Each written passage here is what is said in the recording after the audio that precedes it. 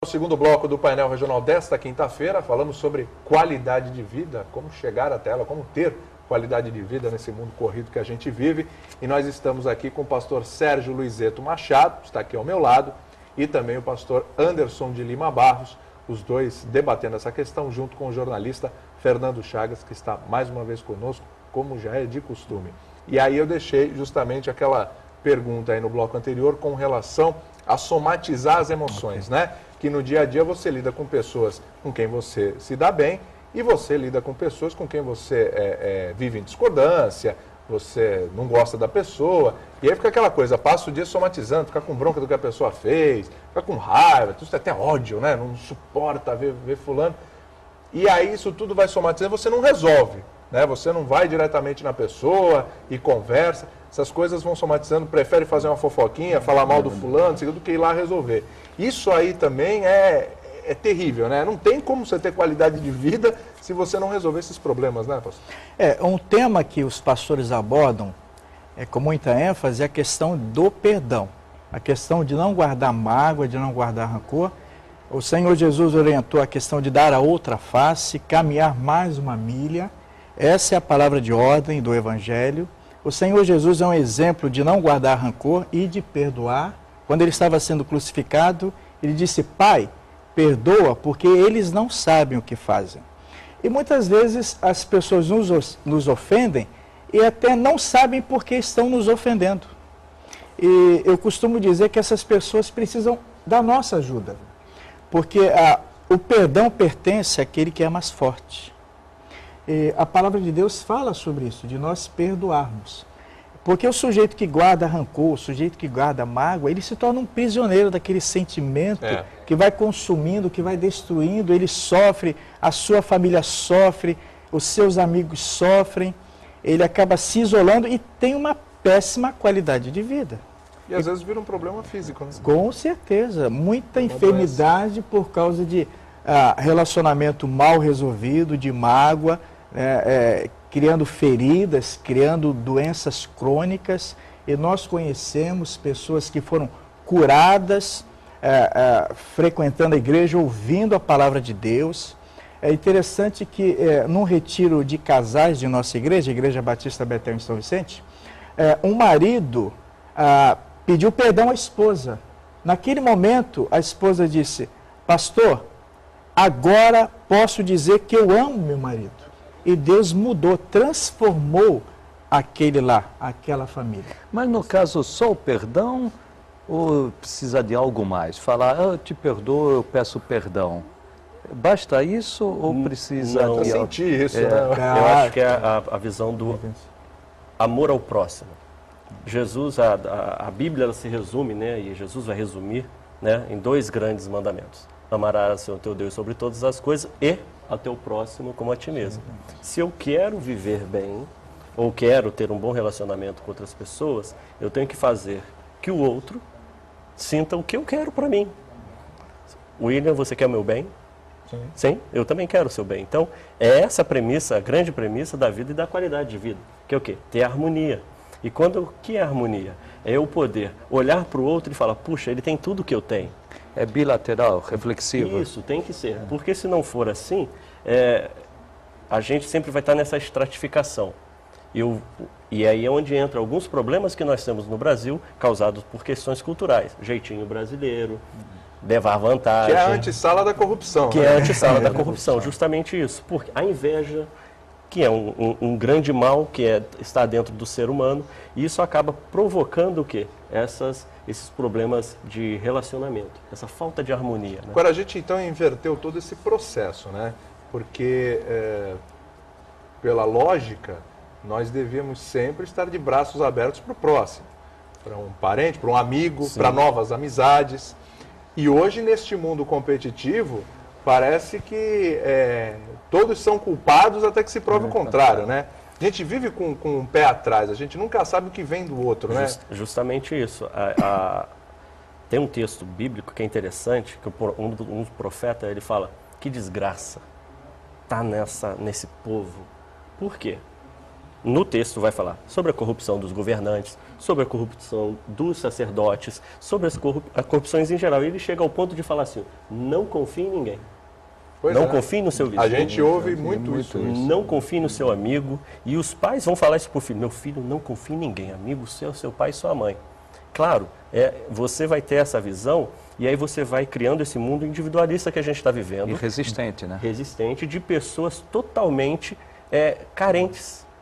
Por quê? Sem relacionamento. Gente gosta de gente. Pois é. Só que ela tem que aprender a viver nessa comunidade.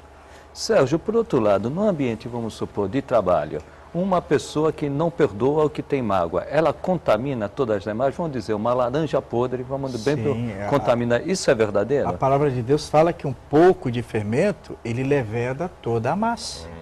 Né? Então, eu tive a oportunidade de trabalhar em escritório, de chefiar equipes, e isso realmente é terrível. E se você não souber administrar essa situação, é complicado.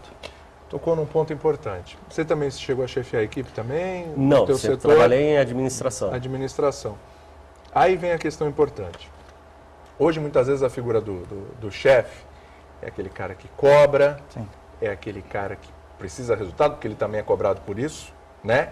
E é aquela pessoa que está a todo momento em cima ali, não é aquela figura muito simpática, não é aquela visão do amigo, né? Como é que você administrava isso? A orientação, vamos dizer assim, o exemplo do nosso mestre, Jesus, muito mais do que de chefia, foi de liderança.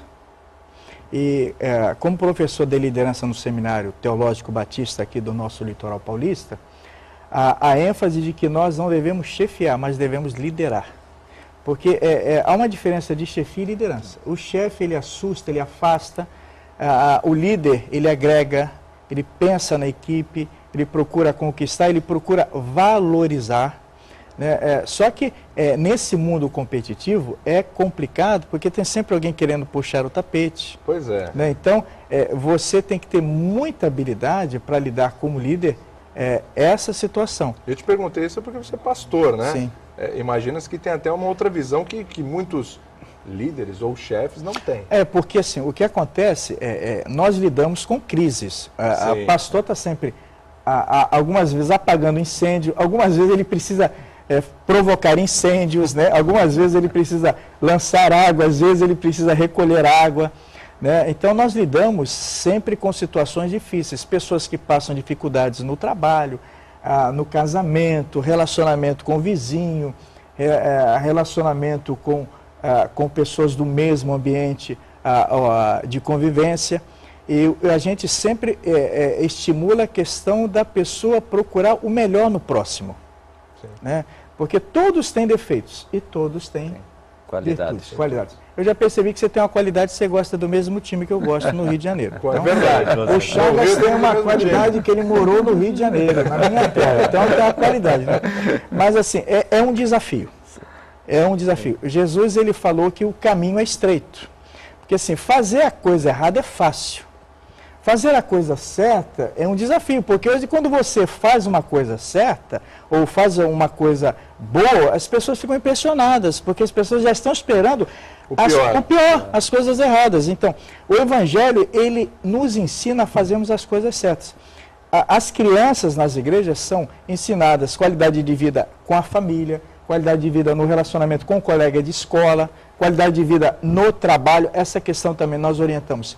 O funcionário, procure ser o melhor funcionário. Ainda que o seu chefe seja o pior chefe, você deve mostrar para ele que ele pode ser uma melhor pessoa. Perdoar o chefe. Perdoar o chefe. Orar, pedir a bênção. É aquela velha história também, porque assim, a gente vê muitos casos trabalha fulano e ciclano, né? Aí o fulano trabalha, só que está preocupado com quanto ganha o ciclano. Não, porque ele faz a mesma coisa que eu, ele ganha mais. Esse já é o ponto de partida do pensamento completamente errado, né? Será que o certo não é essa pessoa falar assim, ó, estou trabalhando direito, estou trabalhando bem, eu vou chegar lá, não importa o outro, importa o seu caminho? Eu vi até uma frase do Max Geringer, eu achei interessante essa semana, e ele falando sobre mérito e o puxa-saco. Perfeito. Né? Porque dentro da empresa você vai ter esse embate, né? O que gosta de adular, né? Tudo bem, Chagas? Puxa, você é meu amigo, né? Não tem uma boquinha para mim, então aquela coisa. Gostei do seu terno hoje. Gostei do seu terno. Aí é demais, né? Então, e tem o meritório. Só que muitas vezes, né, quando o chefe ele não é um líder, ele provoca uma situação adversa dentro da empresa. Porque ele não sabe reconhecer o mérito, mas ele só reconhece o agrado porque ele também trabalha com essa situação. E ele provoca um problema relacional dentro do trabalho. E essa pessoa, aí é que entra o desequilíbrio na qualidade de vida. Se essa pessoa não tiver algo que dê um suporte, e a igreja sustenta muitas vezes isso. Até apoio psicológico? Psicológico, por quê? Ela chega lá toda desesperada, uma palavra do pastor, ou às vezes uma orientação, simples que seja. E essa pessoa se perde, né? Ela começa, perdão do termo, mas começa a avacalhar no trabalho. Sim. Né? E acontece que ela é mandada embora e a outra continua lá, né? Continua porque a relação dela não é meritória. Às vezes ela é incompetente. Exatamente. E ele precisa fazer aquilo ali para manter a sustentabilidade no trabalho. E, por outro lado, como ele não tem essa orientação que nós temos, de quê? De que, por pior que seja, ou por mais simples que seja o seu trabalho, dê o seu melhor. Faça o melhor que você puder, porque não é você que vai reconhecer o seu trabalho, ou não é aquela pessoa. Tem alguém acima de nós, que é o nosso Deus que vai reconhecer. William, depois dos comerciais, né? Deixa a sua pergunta. Ele tem um infográfico aqui, será que é o círculo virtuoso da qualidade de vida? Então já fica para o próximo bloco. Voltamos no próximo bloco já com este infográfico, círculo virtuoso, né, para você aí de casa. E aí a gente também vem com algumas perguntas aos telespectadores. Eu só preciso das manchetes de amanhã do Diário do Litoral, que estará na sua banca mais próxima. Catapora. Municípios da Baixada não têm doses suficientes de vacina contra a doença. Isto não é qualidade de vida. Feriado deve trazer até 415 mil veículos para a Baixada Santista. A vontade de vir é qualidade de vida. Os transtornos aqui não são qualidade de vida. População concorda com nova regra para a venda de antibiótico.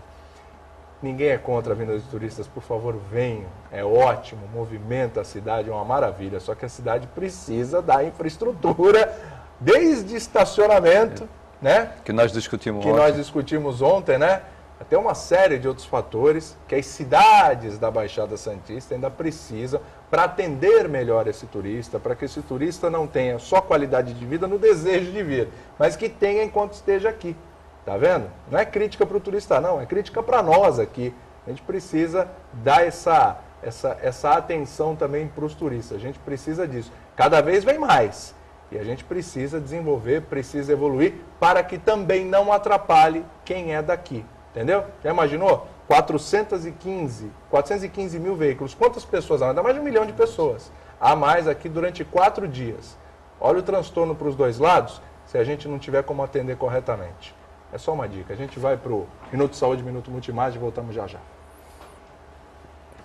Isso aqui eu já fiz uma mensagem em cima disso aqui, relacionando cada ponto desse com um versículo bíblico. Né? Então você tem assim uma... É a estrutura, né? A estrutura. Obrigado. É interessante.